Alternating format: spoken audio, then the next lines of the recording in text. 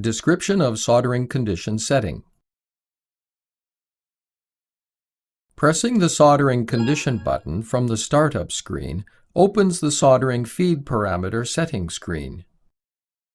At first, enter the setting temperature at the iron tip. For example, entering 350 allows soldering at 350. When a blank column is not entered, soldering uses temperature displayed in the FU601.